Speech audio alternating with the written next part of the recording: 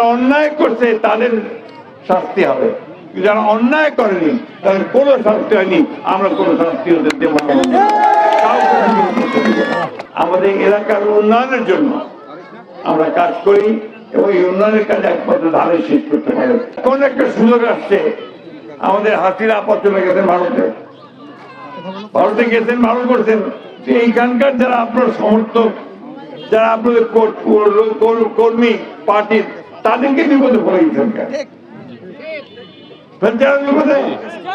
আমরা তাদেরকে জানাতে কোনো বিপদে পড়বেন না, আমরা আছি আপনাদের পাশে। আমরা যারা অন্যায় করছে তাদের শাস্তি হবে, যারা অন্যায় করেনি তাদের কোনো শাস্তি হয়নি, আমরা কোনো শাস্তি হতে দেব না। আমি তাই আমার মুসলমান ভাইদেরকে, বন্ধুদেরকে, হিন্দু ভাই বোনদেরকে সবাইকে অনুরোধ করব যে আসেন আমরা সবাই একসাথে একযোগে আমাদের এলাকার উন্নয়নের জন্য আমরা কাজ করি এবং এই উন্নয়নের কাজ একমাত্র ধারে শেষ করতে পারে। একমাত্র স্মার্ট সিটি বসুন্ধরা, আধুনিকতায় এক ধাপ এগিয়ে।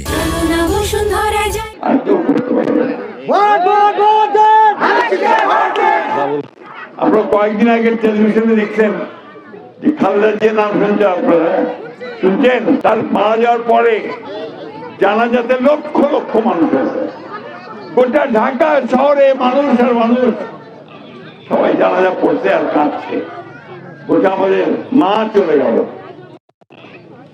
কখন একটা মা আপনার মানুষ কখন কাঁদে? যত আপন জনরা চলে যায়, তাই না? খালেদা জিয়া এরকম আমাদের আপন জন ছিল। কেন? উনি খুব পরিষ্কার করে বলছিলেন, তাকে যখন ওই আগের সরকারটা বলছে যে তুমি বারবার যদি দেশ ছেড়ে চলে যাও, সে পরিষ্কার করে বলছিলেন উনি আমাকে মেরেও ফেলো।